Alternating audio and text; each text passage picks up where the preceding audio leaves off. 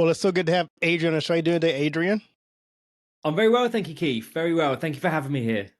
Good to have you on. Good to start the new year off with good conversation. So I'm looking forward to talking to you. Likewise. Yes, likewise. Hopefully the rust is rubbed off both of us. We're ready to get it.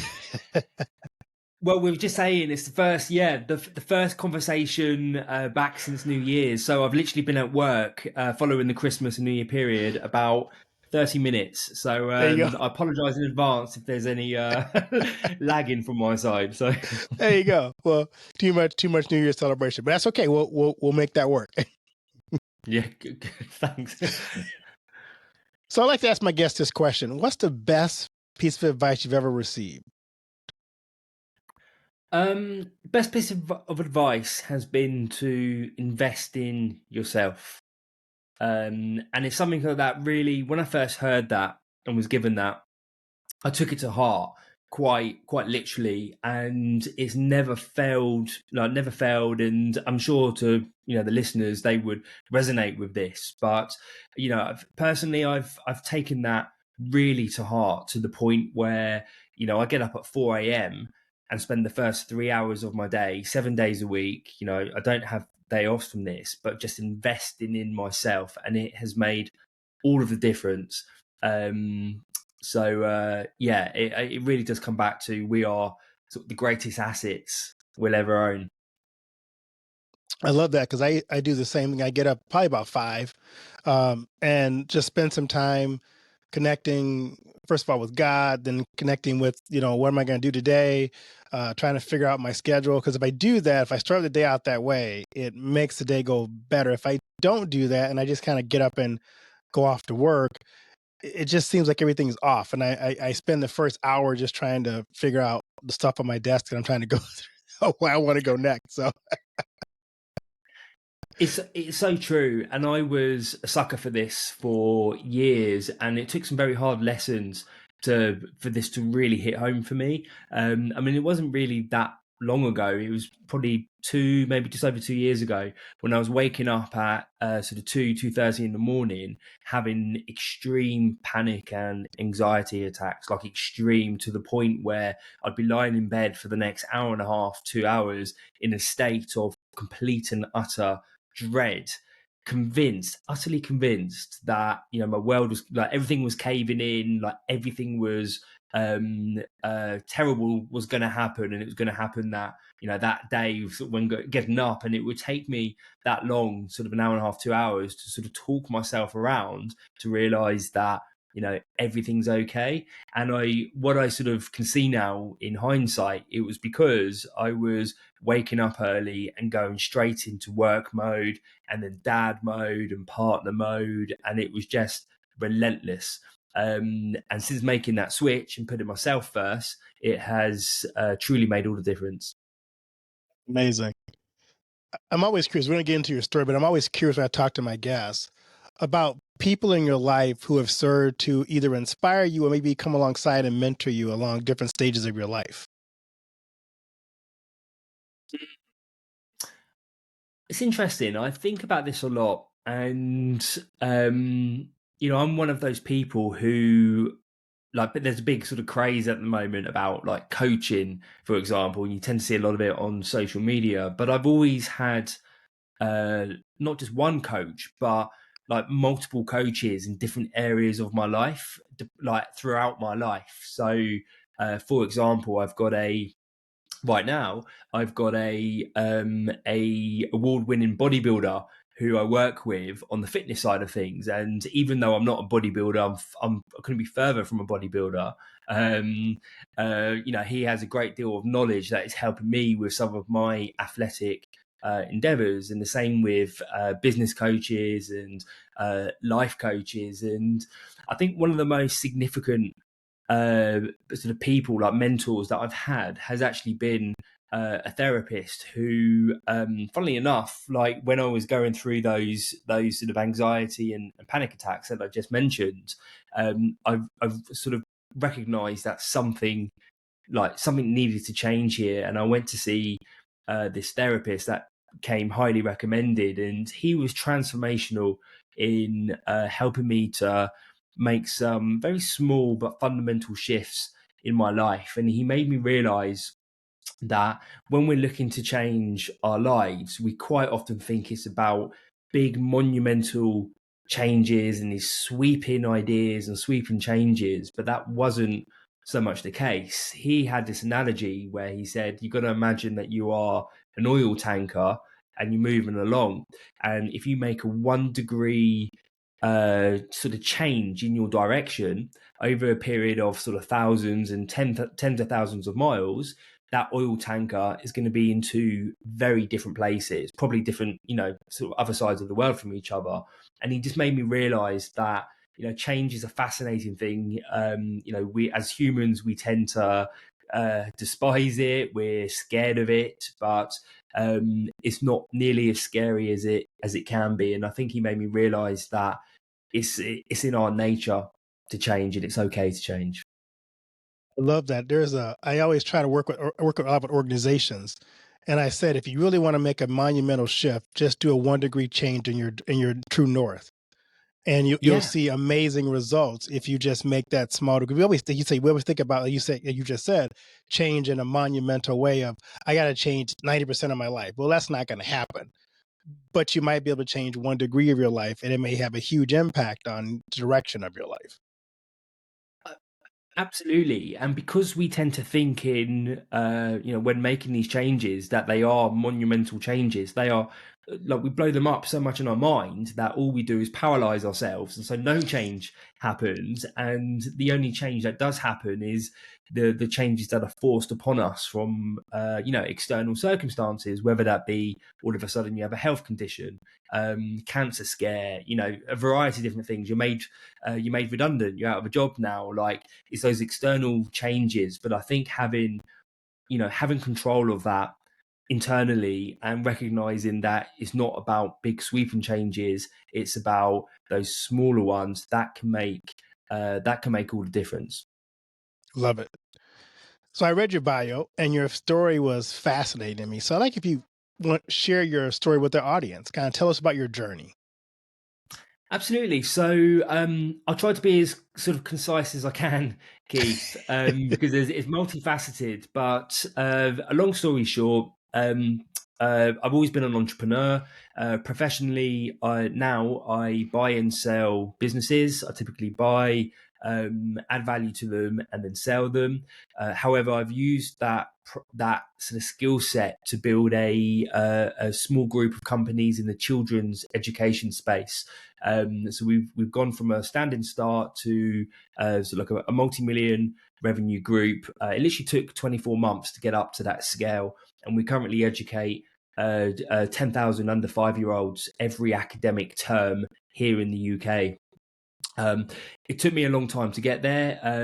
Like, the precursor to that was that I had 12 failed startups.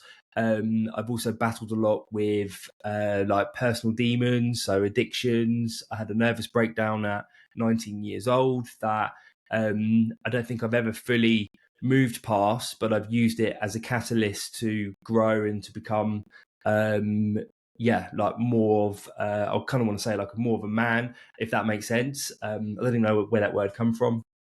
Um, Alongside that, I have traveled quite extensively. So I've been to it's nearly 50 countries now across the world. I'm in a place where I participate in fairly extreme endurance events. So last year, I was in the Arctic Circle. I was also in the Spartan Race World Championships in Sparta, Greece. In 11 weeks' time, I'm heading to Panama for a 2 week jungle trek going from the west coast to the east coast, and a variety of other trips. So there's lots of different angles, but it fundamentally boils down to just this insatiable desire to live life to the full. Like, my aspirations has never been to be the richest person on my deathbed or anything like that. My aspirations has always been to minimize the amount of regrets I have when that day comes, which we all have when we're on our deathbeds. And for me personally, that is living a full and interesting life to every possible extent. Love that. I want to learn more about your education group because education has become, and especially in the last year here in America, it has become a hot button issue of how do we educate our kids? Who really has the power to educate the kids? Whose responsibility is it? So tell us a little bit about your group and what your goals are in educating children. Yeah, we have a central mission that guides everything, a central purpose that truly guides every single decision, big or small, within the group. Which is fundamentally, it is about the children, and it's about building a complete and integrated learning experience for children. And it's sort of funny how the whole thing came about, because I had no aspirations whatsoever to get into the children's sector. I knew nothing about kids, and it was only when I became a dad for the first time, in full ignorance. I put my hands up, like complete ignorance. I knew nothing about the sector. I didn't really have any interest in it. I had all of these assumptions about the sector that were completely wrong. But it was only when I became a dad, and as we were talking prior to recording, Keith, it really is. For me, it was, as for a lot of parents, just completely life changing, and reset my priorities in a whole different way. And it was when I was going to these children's activities group with my wife Vicky and our daughter Evie, who's now 4 years old. And I was going there purely because I've always seen myself as a hands-on dad, and I want to be that hands-on dad. But as I was going to these groups, I was looking around thinking there's something really not right here. It felt as though the groups that were being run for the children, it was primarily about getting bums on seats. Like, and in so many ways, and so many of the groups and events that I've been to, it was more about pleasing the parents because they were the one who were paying. And it almost felt like the children's education was coming last. On the flip side of that, I was also learning that certainly the early years, so from birth up to 5 years old, they are the most formative years of a person's life. Like, they will significantly impact the trajectory of that person's life. And it just felt that at a time that was so critical in our lives, it was yeah, it was just completely underserved, and it also felt very disjointed. So we went to classes over here for like art and fun messy stuff that sort of under 5 year olds do, and then classes over there for ones that were building like spatial awareness and like a deeper understanding of the world. And it just, after sort of probably about 3 or 4 months of soul searching and various serendipitous events that happened to me, it just brought me to a place where I realized that I wanted to play a part in this sector, however small. I had no aspirations of building a group. I had no aspirations of having like a real commercial entity here, other than I just wanted to touch these children's lives. And if I'd done just one children's lives in a positive way, metaphorically speaking, then it would have all been worth it. And yeah, fast forward.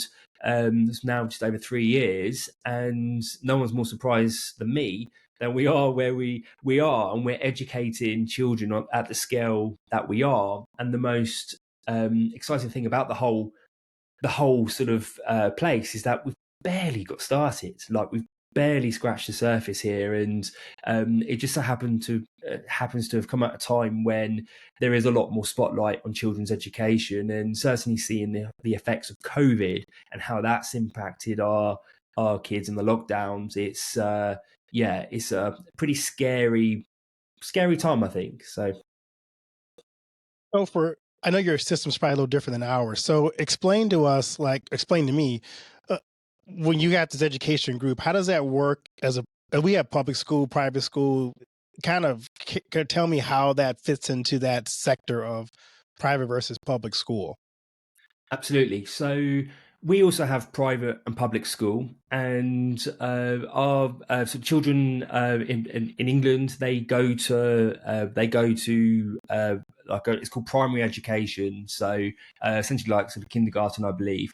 normally when they're 4 or 5 years old. So there's this gap from newborn up until 5 years old, where they are children are fundamentally with the parents, and you have a lot of parents that work, so they go into like nurseries or preschool settings. Now, the government here publishes an academic framework at all levels of education, so from sort of early years all the way up to higher levels of educations, degrees, PhDs, etc. And in the UK, our framework for under 5-year-olds is called EYFS. So it's the early years foundational like system, like framework.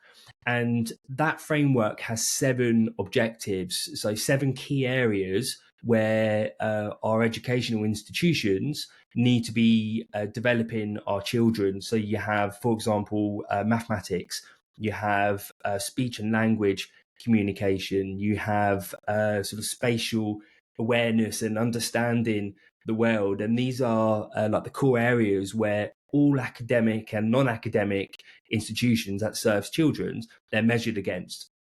And so with Spectacular Group, which is the name of my children's education group, the original idea, and it hasn't changed at all, was to have essentially like a suite of children's brands that cover each one of those 7 key areas. So we currently have our 2 main sort of flagship brands. One which is focused on speech and language communication for under 5-year-olds. So we're squarely on like hitting one of the educational objectives, and the other one, which is music and movement. So again, it's like understanding the world, it's developing like social skills and like children together. And so the idea was to have 5 more brands that sit alongside each other. But then what we can do with a bit more of a commercial hat on is start to centralize operations. It's to bring the whole learning experience together, rather than being this disjointed sort of experience and business. We could bring the whole thing together, and in fact, begin to do things such as, we can offer like a single ticket where a parent can take their children to all of the classes, so covering the whole framework. We can interlink classes rather than compete against them. We can bring the whole thing into one place, which I believe will have a sort of a synergistic impact on our kids and their education and how they develop as people. The entrepreneur always is trying to solve a problem. So, what gap does your children's education group solve in your community?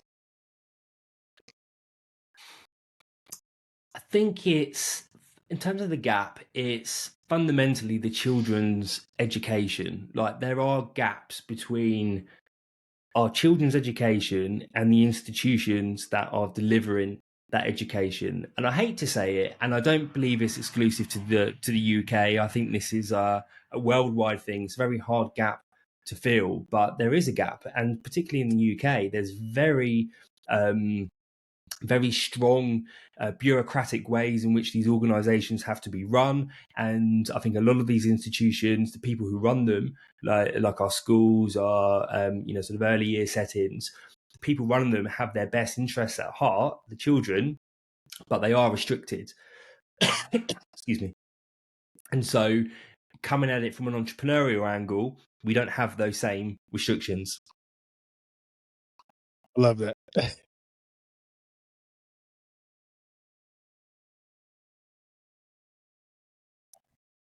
Excuse you me. think about No, that's fine. As you think about what's the next step, because you've kind of found yourself in that early under 5 or 5 and under space. Are you looking down the road to expand to other levels of education? You know, the we would call elementary, you probably call secondary education. Are you looking to take what you're doing and run that through the entire education system? Absolutely. So there's two angles with this. The first one is that the businesses that we own are franchisors. So we own the franchise network. And I come from a franchising background, but what I've come to realize is that that franchising network is key, really, because it gives us a distribution system that can essentially go outside of the UK. So we've got franchisees who deliver our classes in Australia, in the Middle East, for example, and we know how to take that further. So geographically, the expanding sort of wide is the first thing, but also I, I don't want to lose sight on my daughter, because she was the reason that this whole thing got moving. Essentially, it was because of Evie. And what I'm finding fascinating is that Evie's now started elementary school, so primary school here. She's one of the oldest in the class, so she's like a baby, really. But it's now exposing myself to this whole new world again of schools, which up until now, the last years, it's been like nurseries and preschools and children's activities group. But we're now starting to get this whole new exposure. It's like, well, wait a minute. They've still got these problems here and here. So um, we've already started looking at schools. We've already had and done business with schools. We kind of know where we're going and where we want to start with schools. But I would suspect that is going to sort of follow Evie as she progresses, purely because it's allowing me to see it from a parent's perspective and the children's perspective, as as best we can as parents. If somebody's hearing this who's an educator going, this sounds really interesting. How do I tap into this? How would someone find out more about what the curriculum looks like, what the process is? How would they tap into this? I'd say the first step would be to reach out. So LinkedIn, I'm normally very active with regards to Spectacular Group and sharing what we're doing and what's going on. We've been very fortunate to build up, quite a nice sort of group of supporters who are actively encouraging us. Also, what's been fascinating by this as well, for me personally, is that the core mission of what we're trying to do here has attracted some amazing people to our business, like some very experienced, high level people who, quite frankly, have operated businesses, many levels higher than I have, who are looking to step in and to help take control of different aspects and to bring different aspects to this. And it's very much a collective effort. So I would suggest reaching out and having a conversation, and I can share a lot more and would love to learn more as well. Great. If you are speaking to had a message to give to parents who maybe are at the same place you were, they're starting to figure out their kids are going into school. They're like, there are gaps here. There are things I notice I really want to improve, but I'm not sure where to start. So what would one message you have for parents?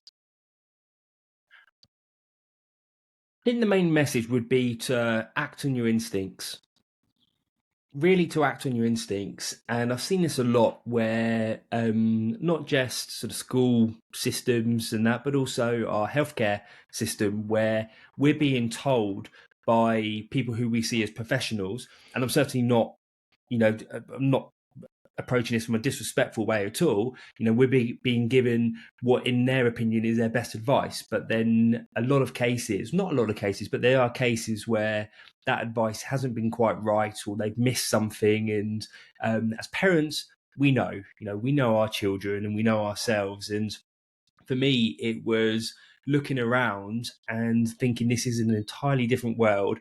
I know nothing about this, but my instincts, they wouldn't ease up. Like, I just knew that there was something. I had to take a step forward, and it was just one step, and that led to the next step, and that led to the next step. But it was that initial back in those instincts and just understanding you can't always see the big picture and you don't know where it's going, but just to take that next step. And I think a lot of people in life in general convince themselves not to take that next step because they're trying to look at that big picture, and everything we spoke about the monumental sort of changes, and that it's that 1 degree, just that 1 degree, it makes all the difference. I'm curious, what are you most excited about in this phase of your life?